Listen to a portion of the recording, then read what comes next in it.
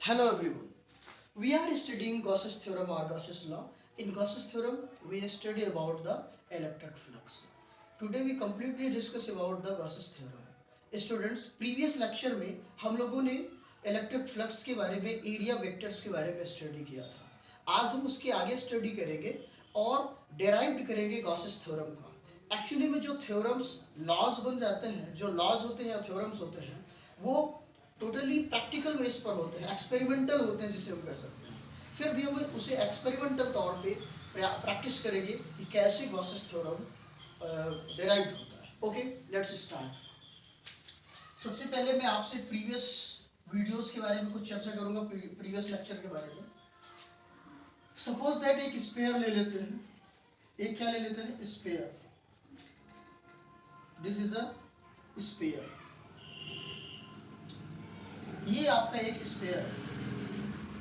जितना आप लोग खूबसूरत बना सकते हैं बनाइए, अपने खूबसूरती के अनुसार बनाइए. तो ये एक स्फीयर है. ओके, और इस स्फीयर का कि इस ऑरिजिन पॉइंट पे चार्जेस है. क्या है? चार्ज है. और आपको मैं बता दूं, इसका रेडियस r है. इसका रेडियस क्या है? r. तो स्फीयर के ऑरिजिन पॉइंट से जितनी भी बाउंड्रीज का पॉइंट, कोई भी पॉइंट ले लेंगे तो वहाँ पे इसकी डिस्टेंस क्या होगी? r. रेडियस सेम होती है, आपको पता ही है. और यहाँ पे ये जो फील्ड है, इलेक्ट्रिक फील्ड, क्या है? एक इलेक्ट्रिक फील्ड है. इलेक्ट्रिक फील्ड के अकॉर्ड में ही यहाँ पे एरिया वेक्टर भी है. क्या है? एरिया वेक्टर है. तो ये आपका इलेक्ट्रिक फील्ड और ये डीए क्या है? एक छोटा सा डिस्टेंस आप ले लेते हो. एक क्या ले लेते हो? ये इतना बड़ा स्फीयर है तो आप एक छोटा सा डिस्टेंस ले लेते हो, छोटा सा एरिया वेक्टर ले लेते हो. ठीक है. जब छोटा सा एरिया वेक्टर लोगे तो उसको आप लिटिल डिस्टेंस के लिए एरिया आप राइट करोगे. ठीक है. तो ये आपका इलेक्ट्रिक फील्ड है और ये आपका क्या है? एरिया वेक्टर है. ठीक इसी प्रकार से अगर किसी भी पॉइंट पे आप करते हो तो यहाँ से देखो, ये r डिस्टेंस पे और यहाँ पे इलेक्ट्रिक फील्ड जनरेट होगा. ठीक है. इलेक्ट्रिक फील्ड जनरेट होगा और एरिया वेक्टर डीए भी यहाँ पे एक्टिवेट हो जाता है. इसी तरह से हर जगह जहाँ भी करोगे तो वहाँ पे आपको इस तरह से एरिया वेक्टर और आपका एरिया वेक्टर और इलेक्ट्रिक फील्ड जनरेट होगा. इस तरह से ढेर सारे पॉइंट्स आप ले सकते हो, इधर भी ले सकते हो. यहाँ भी जो है इलेक्ट्रिक फील्ड जनरेट होगा. अब ये जो E की वैल्यू है, आपको पता है कि ये जो मतलब चार्ज है, तो जो इलेक्ट्रिक फील्ड होता है वो अवे फ्रॉम द चार्जेस होता है. अवे फ्रॉम द चार्ज, ये पॉइंट को आपको याद रखना है कि अवे फ्रॉम द चार्ज आपका इलेक्ट्रिक फील्ड जनरेट होगा. तो E की वैल्यू की बात करें, E की वैल्यू करें एक पॉइंट चार्ज पे, किसी पॉइंट चार्ज पे E की वैल्यू करें, इलेक्ट्रिक फील्ड की बात करें, तो आपको पता है कि E की वैल्यू क्या होती है? 1/4 pi epsilon not, 1/4 pi epsilon not Q/r². इतना तो सबको लर्न है. Okay, r². ठीक है. इतने तो क्लियरेंस है. अब अगर हम ऐसा करें कि ये जो लिटिल पॉइंट है, छोटा सा पार्ट है स्फीयर का, जिसमें हम क्या कर रहे हैं? इलेक्ट्रिक फ्लक्स का कैलकुलेशन कर रहे हैं. हमें क्या करना है? इलेक्ट्रिक फ्लक्स का कैलकुलेशन करना है. We have to find what? Electric flux. हमें इलेक्ट्रिक फ्लक्स का कैलकुलेशन करना है. तो ई तो हमने निकाल लिया.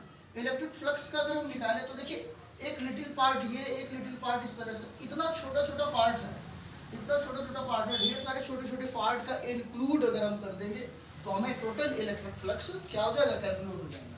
यानी कि जो नेट आपका इलेक्ट्रिक फ्लक्स की अगर आप कैलकुलेशन करें, फ्लक्स 1, फ्लक्स 2, फ्लक्स 3, इस तरह से इनफाइनाइट टाइम तक जितने भी हैं उसको आपको इंक्लूड करना पड़ेगा. ओके, सबको क्लियर होगा.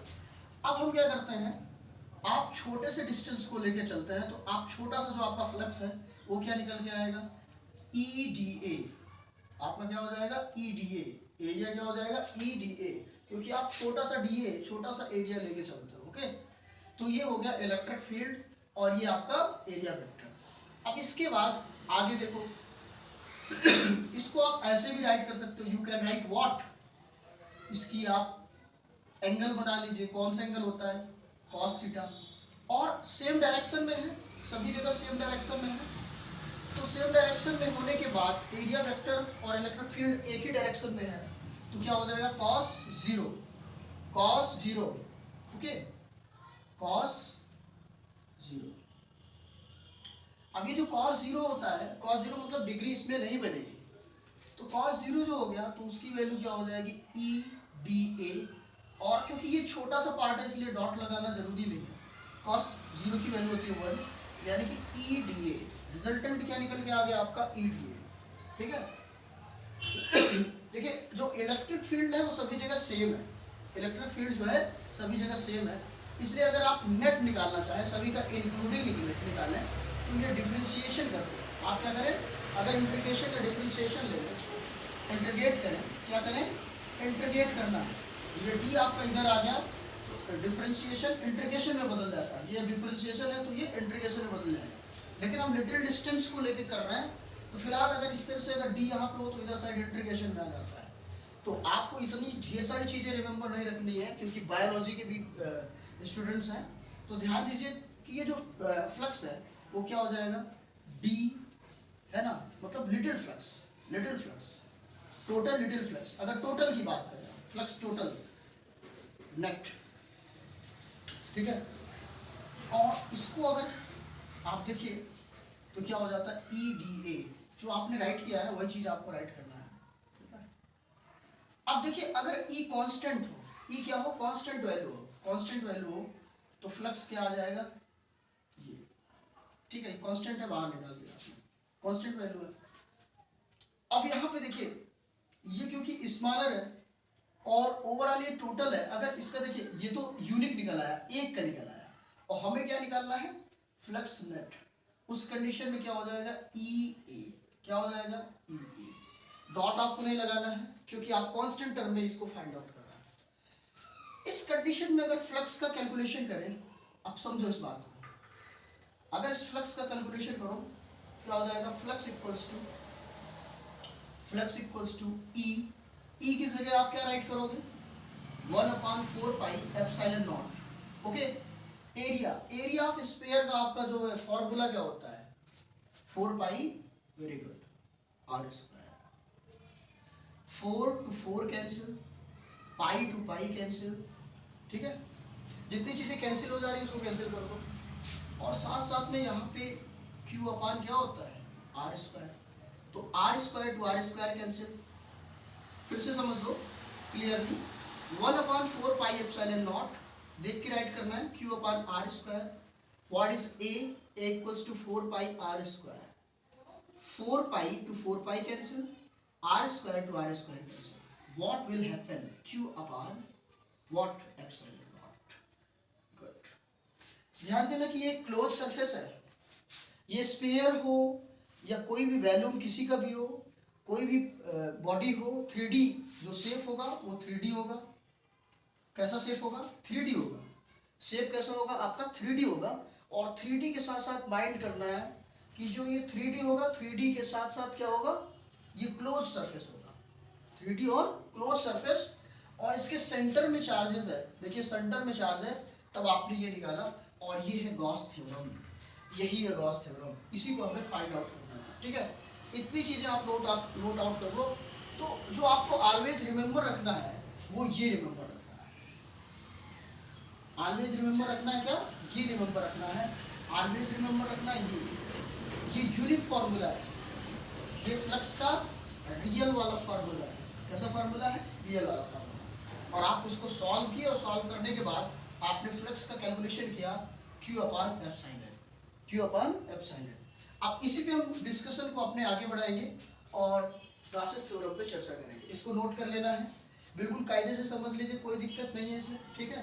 ओवरऑल जितने फ्लक्सेस हैं सबको इंक्लूड करना पड़ेगा, एक फ्लक्स की कैलकुलेशन हम करके यहाँ तक आते हैं, और ये स्मॉलर है, अगर सभी को इंक्लूड कर दिया जाए तो होल फोर एरिया आ जाएगा, इस कंडीशन में EA हो जाएगा, E की वैल्यू आपको पता ही है, अगर एक सिंगल चार्जेस है, इनिशियल पॉइंट पे एक चार्ज है, इनिशियल पॉइंट पे अगर 3D में चार्जेस है तो इसका होगा 1/4 pi epsilon Q upon R square, area of square you know about it this, और ये एक दूसरे से कैंसिल हो गए Q अपान एप्सिलॉन आया। अब इसकी मैं पूरी कहानी आपको बता रहा हूँ, आप लोग इसको फटाफट नोट कर लो। स्टूडेंट्स फिर से मैं आपको रिमाइंड करा दूँ कि कि अभी हमने इलेक्ट्रिक फ्लक्स निकाला है, हमने कैलकुलेट किया क्या है इलेक्ट्रिक फ्लक्स, और इलेक्ट्रिक फ्लक्स के थ्रू ये एक कंडीशन मिला, ये डेराइव्ड हुआ। गॉसेस थ्योरम, गॉसेस के लॉ का एक डेरिवेशन हुआ। एक्चुअली में गॉसेस थ्योरम कोई भी लॉस जो होता है वो एक्सपेरिमेंटल होता है, एक्सपेरिमेंट के बाद आता है, तो हम अपने सेटिस्फेक्शन के लिए अकॉर्डिंग टू सिलेबस हम इसको प्रूव करें। ओके, अभी जो स्टडी आपने किया वो इलेक्ट्रिक फ्लक्स के बारे में स्टडी किया, और ये आपको फॉर्मूला जनरेट होकर मिला। इसके साथ साथ हमने गॉसेस थ्योरम का जो डेरिवेशन है उसको डेराइव भी किया। आपको बता दूं यहाँ पे एक रिंग बना हुआ है, उसका विशेष कोई मतलब नहीं है। ये जो साइन है ये क्लोज्ड के लिए है, कि जो भी सरफेस होगा वो क्लोज होगा, क्लोज इंटीग्रेशन है और वो भी क्लोज। ओके, ठीक है। अब हम थोड़ा सा गॉसेस थ्योरम पे चर्चा करते हैं, या लॉ ऑफ गॉस, ठीक है, गॉसेस लॉ पे चर्चा करते हैं। व्हाट इज, तो मैं राइट कर दे रहा हूँ, उसके बाद अंडरस्टैंड करवा रहा हूँ आपको। द इलेक्ट्रिक, वही चीज मैं आपको लिखूंगा जो अभी आप लोगों को मैंने बताया। The electric flux, what, the electric flux, flux E, जिसको आप लोग अभी लिखे हैं, through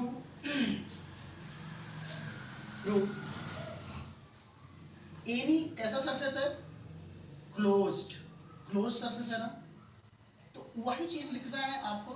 the electric flux, the electric flux, यही इलेक्ट्रिक फ्लक्स ये है, थ्रू एनी क्लोज सरफेस, ये जो सरफेस है ये कैसा है, क्लोज सरफेस है, इज इक्वल्स टू, कैसा था, इज इक्वल टू, किसके इक्वल था, 1 epsilon, is equals to 1 epsilon times, times किसके, किसके, 1 एप्सिलॉन चार्ज के, किसके था, net charge, 1 epsilon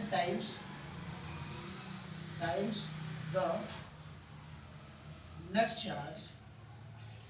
net charge को आपने क्या राइट किया था, Q, Q इनक्लोज्ड, फिगर कैसा था, enclosed, times the net charge, net charge क्या था आपका, Q, net charge Q enclosed by the, किसके द्वारा, सरफेस के द्वारा। ओके, आप खूबसूरत सी हैंडराइटिंग पे लिखिएगा, यानी कि जो रिजल्टेंट आपने निकाला था, flux E equals to phi E equals to Q upon epsilon naught, ये इनसाइड की बात हो रही है, ये चार्ज होगा वो इनसाइड होगा, इक्वल्स टू, आपने जो रिजल्टेंट अभी निकाला है ये फ्लक्स E, इसको भी राइट कर लेना है, वेक्टर E d। ये गॉस बाबा का थ्योरम है, गॉस ने इस लॉस को, इस रूल को बताया है। द इलेक्ट्रिक, ध्यान समझो, the electric flux, flux E through any close surface in equal to 1 epsilon times the net charge Q enclosed by the surface epsilon, epsilon, ठीक है, द सरफेस। ओके, क्लियर, फिर से समझ लो, द इलेक्ट्रिक फ्लक्स, जो इसका electric flux था, ठीक है, थ्रू एनी क्लोज सरफेस, जो क्लोज सरफेस है, कोई भी क्लोज सरफेस हो सकता है, स्फीयर हो सकता है, क्यूब हो सकता है, कोन हो सकता है, anyone, times surface is equals to 1 epsilon, 1 epsilon, 1 epsilon किसका, चार्ज का, 1 epsilon times of charges, charges, ठीक है, जो नेट चार्ज होगा इसका, नेट चार्ज किसका, क्लोज फिगर का, किसका, क्लोज फिगर का, it is equals to this is integral, ठीक है, इंटीग्रेशन E, ठीक है, dA, डिस्टेंस ऑफ एरिया जो था, और ये क्या है, इलेक्ट्रिक फील्ड है, और ये एरिया वेक्टर। ओके, तो इतनी सी बात गॉस बाबा ने आप लोगों को बताई, इसको मैं प्रैक्टिकल बेस पे भी आप लोगों को 2-4 एक्सरसाइज, 2-4 एग्जांपल करवा दूंगा। The electric flux through any close surface is equals to 1 epsilon time the net charges, ठीक है, Q इनक्लोज्ड द सरफेस। आपको इतना समझना है कि 1 epsilon time of Q, 1 epsilon time of Q, 1 epsilon time of Q in closed surface, it is known as the Gauss's theorem। Clear, Gauss's theorem आपको मैंने clear किया, ध्यान से समझना जो है उसको मैं थोड़ा सा पॉइंट कर दे रहा हूँ। जो साइज होगा क्या होगा, साइज ऑफ क्लोज सरफेस, किसका, क्लोज सरफेस, ये कैसा सरफेस है, close surface, do not affect, किसके अफेक्ट, नेट फ्लक्स, ध्यान से समझो, size of close surface do not affect net flux. ये साइज का मतलब क्या है कि जैसे ये आर है, आर को आप 2R 3R 4R 5R कर दोगे तो भी ये अफेक्टेड नहीं होगा, कैसे नहीं होगा, आपने जो फॉर्मूला लिखा था तो क्या लिखा था, E A, ओके, फ्लक्स। अब आपको देखो मैं बता दे रहा हूँ, ई की वैल्यू क्या होती है 1/4 pi epsilon not. By the way ये जो आर है ये क्या हो गया 2R, आर क्या हो गया 2R, ध्यान समझने की बात है, आर क्या हो गया 2R। अब ये समझो जो बात लिखी है size of close surface do not affect, मतलब जो साइज होगा, कितना भी बड़ा स्फीयर बना लो, कितना भी बड़ा क्यूब बना लो, कितना भी बड़ा आपका कोन हो जाए, कुछ भी हो जाए, 3D कोई भी शेप हो जाए, तो उसका जो साइज है वो इसके नेट फ्लक्स को चेंज नहीं करेगा। हाउ, देखो 1/4 पाई एप्सिलॉन नॉट और क्या होता है Q/r², तो यहाँ 2R² हो जाएगा, और एक ही जगह क्या होता है 4 पाई r², what can be right 4 pi r², तो यहाँ पे जो r है वो क्या है 2R है। अब देखो ये 2R² cancel to each other, 4 pi क्या है 1/4 Q का 1/f फाइनल टाइम आया। तो गॉस का जो थ्योरम है यही वेरीफाई करता है, जो चार्जेस है उसका 1/ε0 टाइम, Q का चार्जेस का 1/ε0 टाइम, किसी भी क्लोज सरफेस में जो इलेक्ट्रिक फ्लक्स होगा वो Q का, वो चार्ज का 1/ε0 टाइम होगा। Always remember it for the Gauss's theorem, Gauss theorem के लिए, गॉस के लॉ के लिए आपको लर्न रखना है कि जो टोटल इलेक्ट्रिक फ्लक्स होगा वो Q का 1/ε0 टाइम्स होगा, ठीक है, किसी भी क्लोज सरफेस पर। और इसके साथ साथ आपको याद रखना है कि उसका जो शेप है, उसकी जो साइज है, कितना भी इंक्रीज कर लिया जाए वो उसका अफेक्ट नहीं करेगा। ओके गाइस, लेट अस, ये जो फ्लक्स है ये ध्यान देना है कि ये क्या है, क्लोज्ड होना चाहिए, सरफेस जो होना चाहिए वो कैसा होना चाहिए, क्लोज सरफेस। और जो क्लोज सरफेस होता है फ्रेंड्स, क्लोज सरफेस को हम क्या बोलते हैं, गाउसियन, क्या बोलते हैं, गाउसियन सरफेस। इसको थोड़ा सा मोटिवेट कर देना है। 3D क्लोज सरफेस जो होगा उसको बोलते हैं गॉसियन सरफेस। अक्सर पूछ लेता है कभी कभी आप लोगों से कोई कि गॉसियन सरफेस क्या है, तो आपको रिप्लाई देना है any 3D close surface is known of what, Gaussian surface which is follow the rule of Gauss, okay, Gauss anyone you से। क्लियर हो गया कि कोई भी 3D जो शेप है क्लोज फिगर होना चाहिए, और जो भी गॉस के लॉ को फॉलो करे, थ्योरम को फॉलो करे, रूल को फॉलो करे, यानी कि चार्जेस इनिशियली हो, इलेक्ट्रिक फील्ड आउटसाइड में जनरेट हो रहा हो, इस कंडीशन में उसको हम बोलेंगे गॉसियस सरफेस, कोई भी 3D क्लोज सरफेस हो। क्लियर हो गया, क्लियर, ओके। और आपको बता दूं इसके साथ साथ ये जो Q है ये क्या है, नेट चार्ज है। What is net charge, interior inside of 3D shape, ठीक। ये भी आपको पता चल गया कि ये जो Q है यहाँ पे राइट नहीं करना चाहिए, ये क्या है इनसाइड ऑफ द, ये चार्ज है, नेट चार्ज है, इसका क्या है नेट चार्ज, ओवरऑल चार्ज, ठीक है। इतनी चीजें क्लियर हो गई। अब थोड़ा सा हम कुछ न्यूमेरिकल्स पे चर्चा करते हैं। एक दो क्वेश्चंस मैं आपको देता हूँ, ध्यान से समझो। एक हम गॉसियन सरफेस बनाते हैं, एक क्लोज सरफेस बनाते हैं।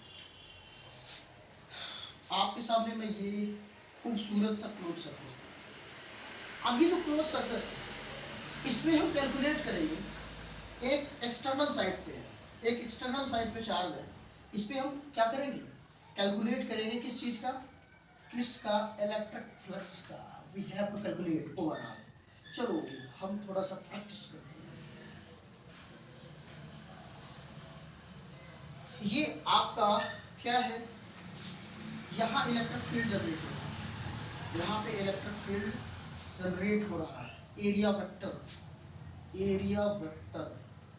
अब समझो इस बात, ये ई है, ये ई है, electric field, electric field, electric field, electric field, E A, D A, D A. एक ही साइड पे है, किस साइड पे है? एक्सटर्नल साइड पे। जो इलेक्ट्रिक फील्ड आपका जनरेट है वो क्या है? External side, external side. और ये जो डी ए है, ये क्या है? डी ए है, ये भी आपका क्या है? एक्सटर्नल साइड पे है। एरिया वेक्टर, एरिया वेक्टर भी क्या है? वन एक्सटर्नल साइड, इनिशियल नहीं होगा, चार्ज के एक्सटर्नल साइड। ये जो गॉसियन आपका सरफेस है उसके एक्सटर्नल साइड। तो इसका जो, इसकी जो साइड हो गई, इसकी जो साइड हो गई सेम साइड, तो यानी कि यहाँ पे थीटा क्या बनेगा? 0 डिग्री। थीटा क्या बनेगा? 0। यानी कि यहाँ E1, E2, E3 की कंडीशन में इलेक्ट्रिक फील्ड जो जनरेट हो रहा है उसमें सभी में क्या बनेगा? थीटा जो बनेगा, डिग्री जो बनेगा वो 0। एक सीधी लाइन है वो क्या बना रही है? 0 डिग्री। ठीक है, वाई जब एक सीधी लाइन है उसी पर एक लाइन और चढ़ जाती है तो वो 0 डिग्री। एक पॉइंट है, उस पॉइंट पे और एक, तो वो 0 डिग्री। ठीक है, तो ये 0 डिग्री करेक्ट कर रही है। इसके बाद ये आउटसाइड पे, इस पे भी देख लीजिए क्लोज, तो ये क्या करेगा? अपोजिट साइड पे वर्क करेगा। इसका इलेक्ट्रिक साइड क्या करेगा? देखो, इसका ये डी ए, ये क्या है? D A. तो इसका जो इलेक्ट्रिक फील्ड होगा ये एक्सटर्नल साइड, एक्सटर्नल साइड पे जब ये आएगा आउटसाइड पे, तो ये भी इस साइड पे, और देखो ये इस साइड पे और ये अपोजिट साइड पे, क्योंकि चार्ज के अपोजिट साइड में होना चाहिए।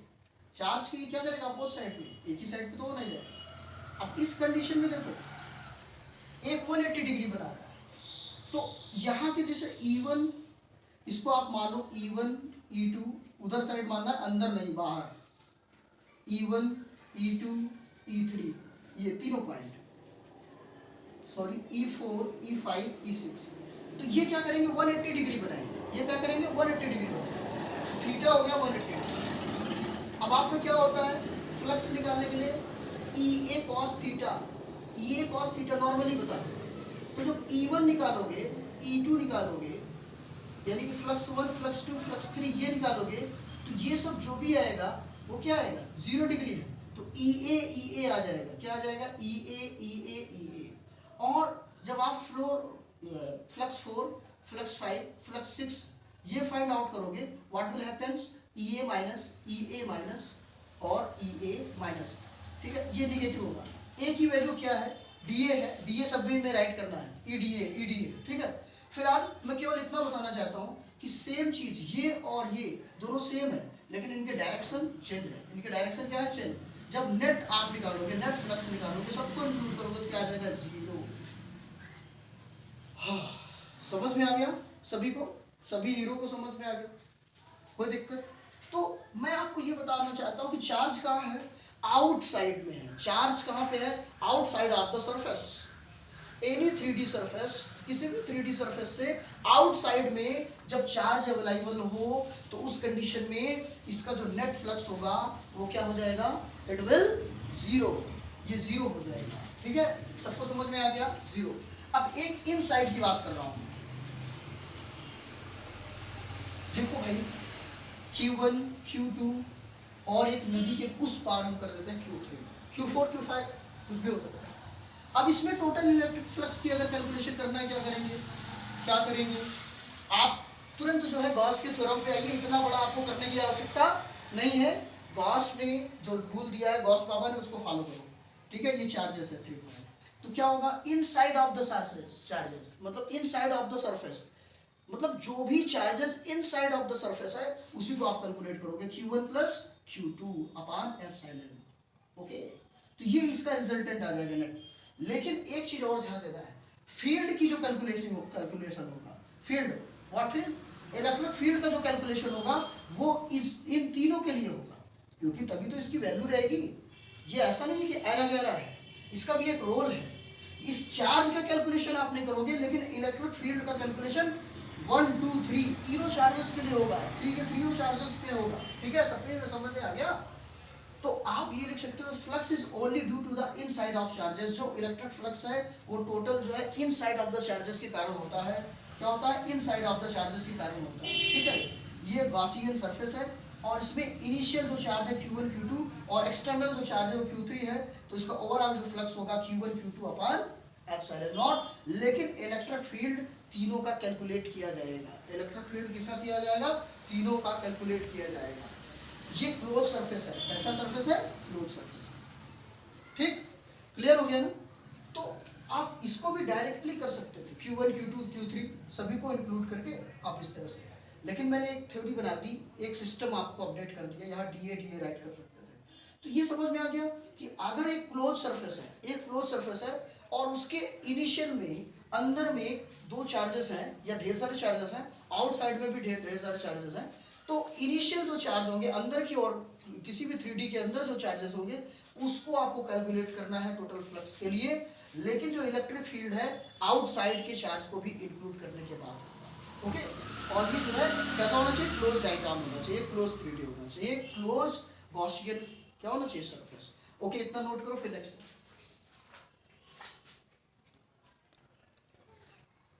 हेलो,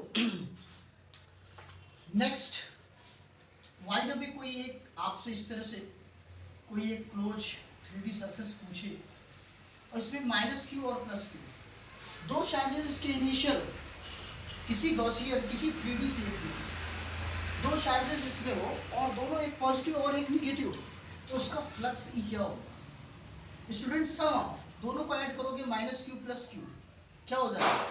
0। क्या हो जाएगा? 0। ठीक है, क्लियर हो गया? No any problem. अब कुछ इसके टर्म एंड कंडीशन में आते हैं, इसके कंडीशंस क्या है। तो वैसे कंडीशन इसको नहीं राइट करना चाहिए, लेकिन मैं राइट कर दे रहा हूँ, एग्जाम्स के लिए भी अच्छे रहेंगे। कंडीशंस फॉर किसके लिए? Gaussian surface, Gaussian surface.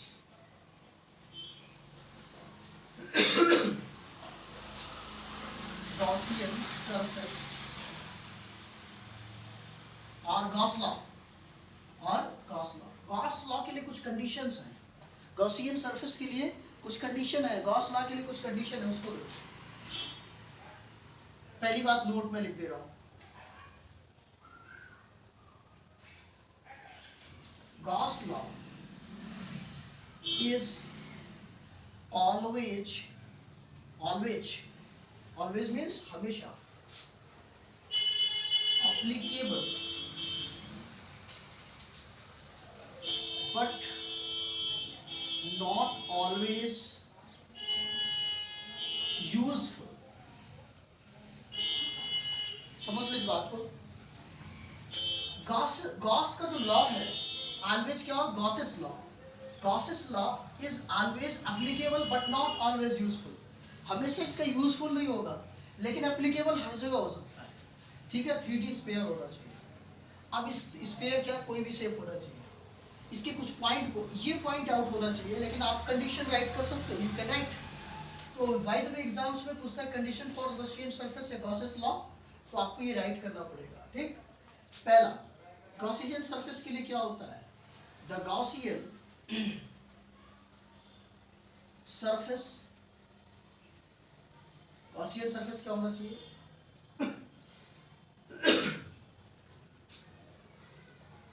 The Gaussian surface shaped जो होना चाहिए वो कैसा होना चाहिए? By symmetric.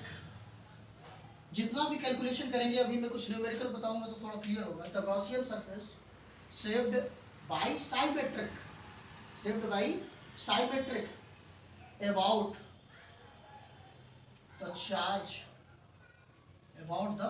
चार्ज, थोड़ा अच्छे ढंग से लिखना, distribution. Students, the Gaussian surface shaped जो है, गॉसियन सरफेस का जो शेप आप जनरेट करोगे किसी भी क्वेश्चन को सॉल्व करने के लिए, उसमें एक साइमेट्रिकल उसका शेप बनाओगे। कैसा करोगे? उसका जो शेप है उसको साइमेट्रिकल बनाओगे, चार्ज डिस्ट्रीब्यूशन के अकॉर्डिंग उसको साइमेट्रिकल आपको क्लोज बनाना होगा। सेकेंड बात, ठीक है, the electric field, electric field must be symmetric।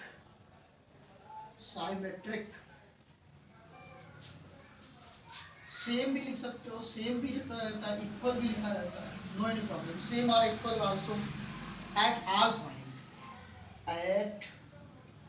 All point किसका, गॉसियन सरफेस का, point of Gaussian surface. The electric field must be, the electric field must be symmetric, same और equal at all point of Gaussian surface. जो electric field होना चाहिए वो symmetrical, सभी जगह क्या होना चाहिए, इक्वल होना चाहिए ईच पॉइंट पर गॉसियन सरफेस। ठीक है, थर्ड नंबर समझ में आ रहा है। द एंगल बिटवीन, एंगल किसके किसके बीच में बनता है बताओ, एंगल किसके किसके बीच में बनेगा, electric field and area vector. The angle between electric field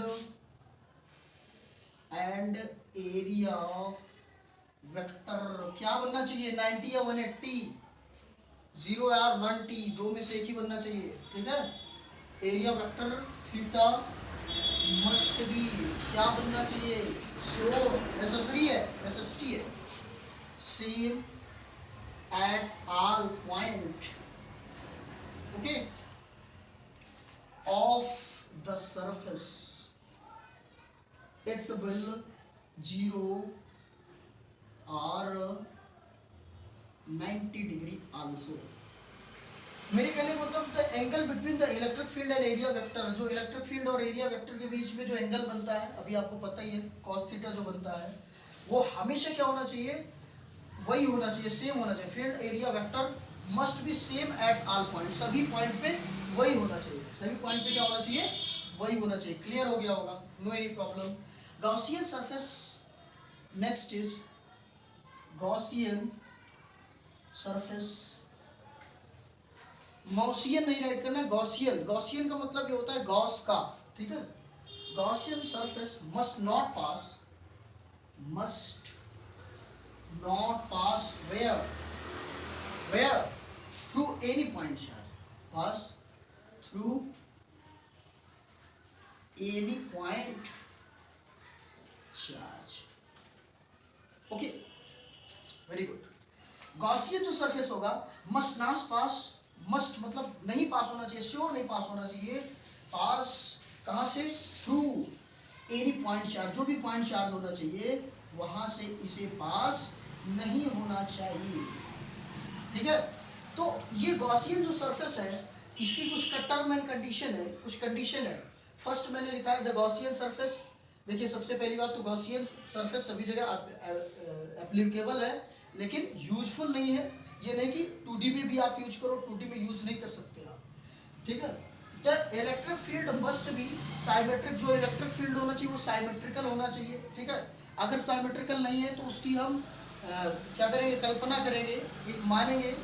ठीक है, सेम और equal point of the Gaussian surface. इसके बाद द एंगल बिटवीन, जो आपका एरिया वेक्टर है, ठीक है, एरिया वेक्टर और इलेक्ट्रिक फील्ड के बारे बीच में जो एंगल बन रहा है वो क्या होना चाहिए, इक्वल होना चाहिए। गॉसियन सरफेस में एक कंडीशन और होना चाहिए कि चार्ज के बीच से होकर क्या नहीं जाना चाहिए, पॉइंट चार्ज के बीच से गॉसियन सरफेस मस्ट नॉट पास, नहीं, गॉसियन सरफेस नहीं जाना चाहिए, चार्ज के बीच से गॉसियन सरफेस होकर नहीं जाना चाहिए।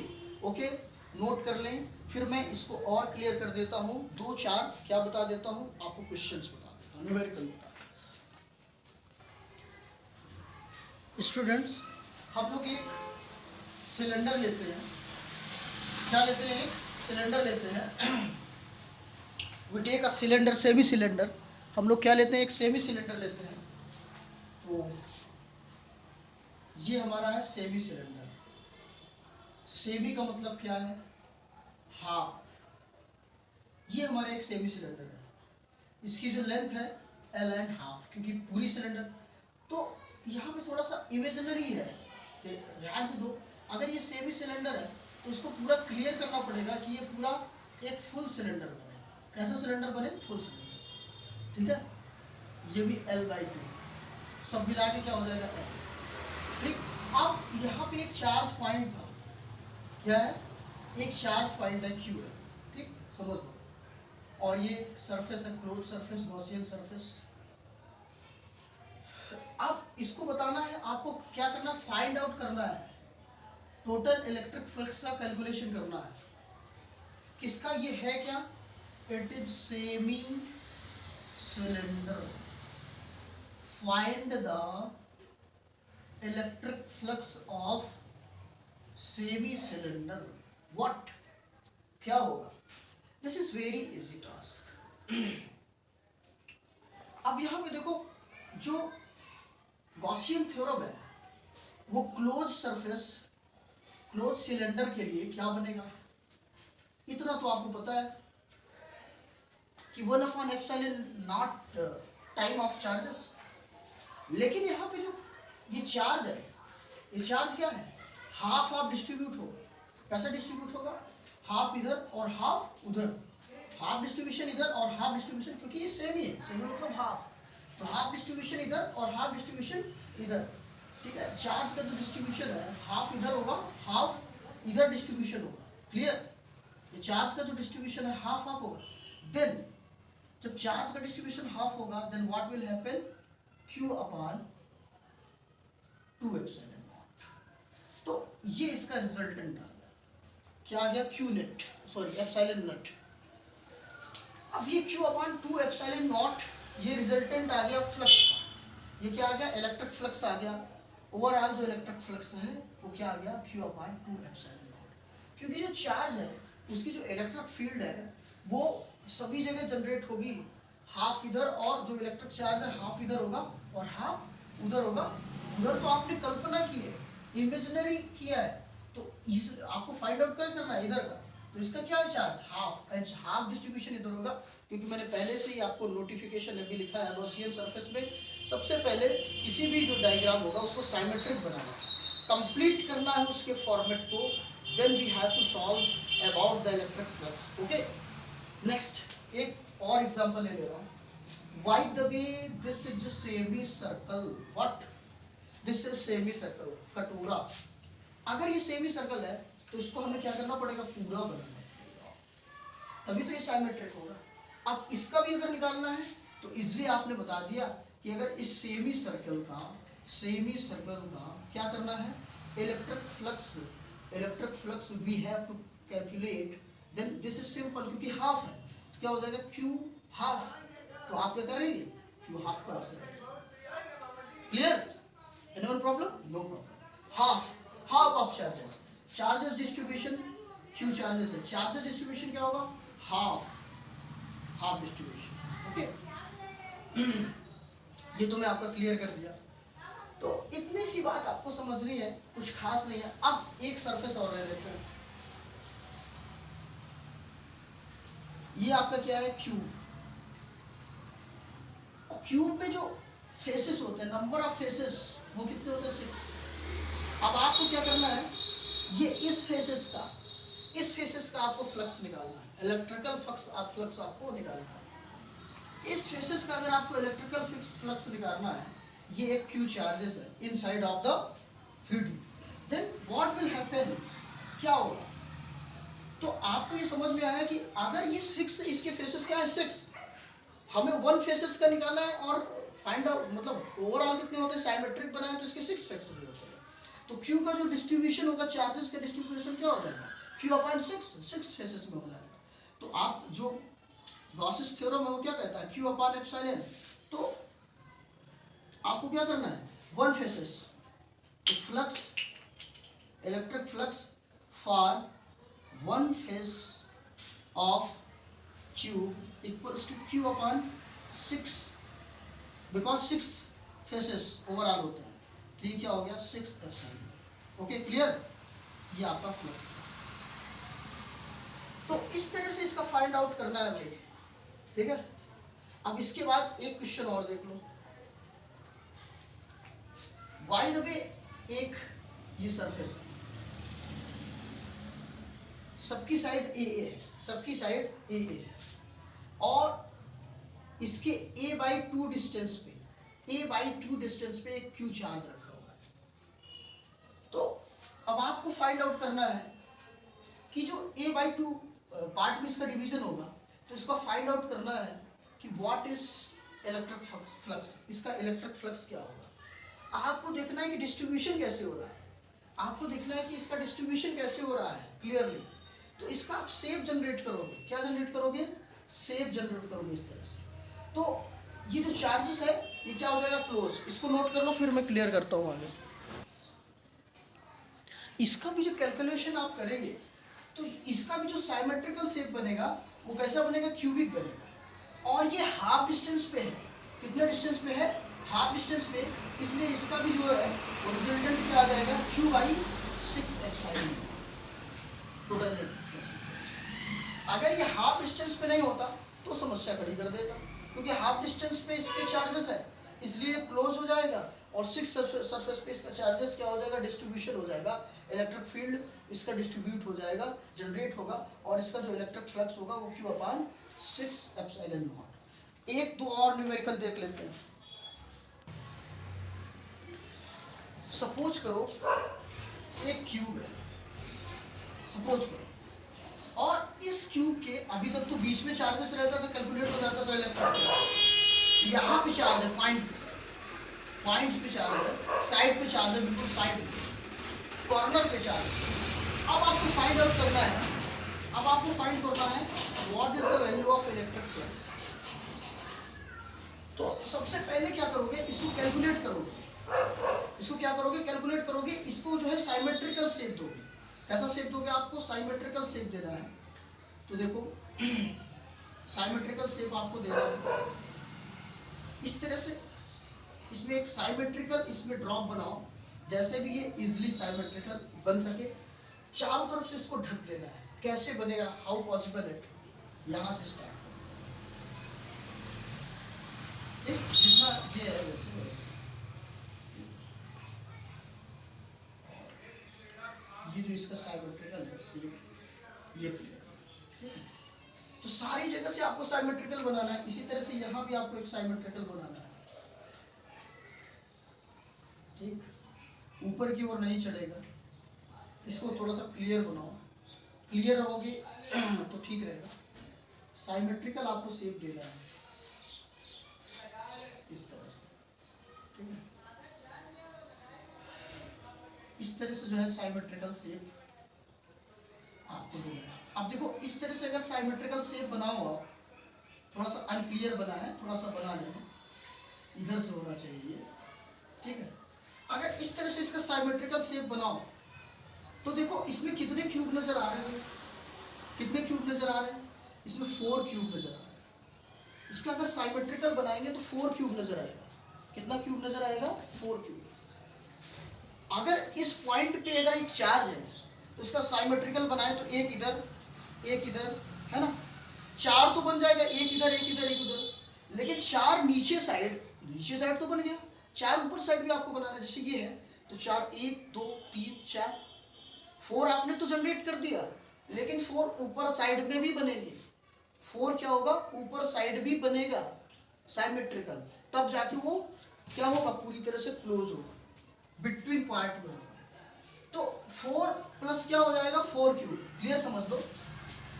इसी को ले लेते हैं, जैसे ये साइड पे है, तो यहाँ पे अगर ये पॉइंट चार्ज है तो इसको ढकेंगे, तो 4 नीचे साइड से आपने ढक दिया, तो 4 आपको ऊपर साइड से भी आपको ढकना है, जिससे कि वो क्लोज हो जाए। जैसे ये पॉइंट है 4 1 2 3 4, नीचे साइड से आपने लगा दिया, ऊपर से 1 2 3 4, ठीक, क्लोज हो गया। तो ओवरऑल कितने हो गए, 8 क्यूब। तो चार्ज का जो डिस्ट्रीब्यूशन होगा क्या होगा, 8 पार्ट, क्यू अपान 8। तो आपने जो पढ़ रखा है, अभी आपको फॉर्मेट नहीं यूज करना है कि आप वही फ्लक्स का फॉर्मूला लगाना चालू करिए, आपको गॉसियन फॉर्मूला लगाना है, गॉसियन थ्योरम लगाना है। What can we use, we know total flux of given cube where the point charge is in corner, then what will happen, this is Q upon epsilon. यहाँ पे जो Q है उसकी value ये है, तो ये क्या हो जाएगा, Q by 8 flux epsilon not, 8 epsilon not. Each equal part में इसका जो है चार्ज का डिस्ट्रीब्यूशन होगा, ठीक है। इलेक्ट्रिक फील्ड जाएगी इधर से, चारों तरफ से जनरेट होकर, तो Q अपान 8 एप्सिलॉन नॉट, क्या रिजल्टेंट आ गया, Q अपान 8 एप्सिलॉन नॉट। तो इस तरह से मैंने आपको क्लियर किया, इसको नोट कर लीजिए आप। ओके, नोट हो गया स्टूडेंट्स, एवरीवन, जो भी आप लोग देख रहे हो सुन रहे हो, समझो इस बात, इसके कॉन्सेप्ट को मैंने क्लियर कर दिया है, गॉस के थ्योरम को, गॉस के रूल्स को, गॉस के लॉस को मैंने क्लियर कर दिया है। रिमेन जो न्यूमेरिकल्स है 2 4 5 10 और भी जो कॉन्सेप्ट है, मैं उसके लिए एक शॉर्ट में वीडियो बना लूँगा छोटा सा, और आपको फिर से मैं एक नया लिंक प्रोवाइड कराऊंगा। तब तक आप लोग इसको सॉल्व करें, और कोन में भी आप लोग, क्यूब में भी, सिलेंडर में भी, सभी में आप चार्जेस को क्या करें, स्टेबल करें, और उसके बाद उसका फ्लक्स ई निकालें, इलेक्ट्रिक फ्लक्स आप निकालिए, नंबर ऑफ इलेक्ट्रिक लाइंस को आप कैलकुलेट करिए। जहाँ भी प्रॉब्लम्स हो रहा है आप नोटबुक्स बना लीजिए, उसके साथ साथ आप एनसीईआरटी के बुक से क्वेश्चन सॉल्व कर सकते हैं। जहाँ भी आपको प्रॉब्लम्स होगा आप कमेंट सेक्शन में क्वेश्चंस कर सकते हैं, आप मेरे व्हाट्सअप नंबर पर क्वेश्चन कर सकते हैं। मैं जैसे ही आप फुर्सत होऊंगा टाइम निकाल के आपको आंसर दूंगा। Okay, right, thank you for this class.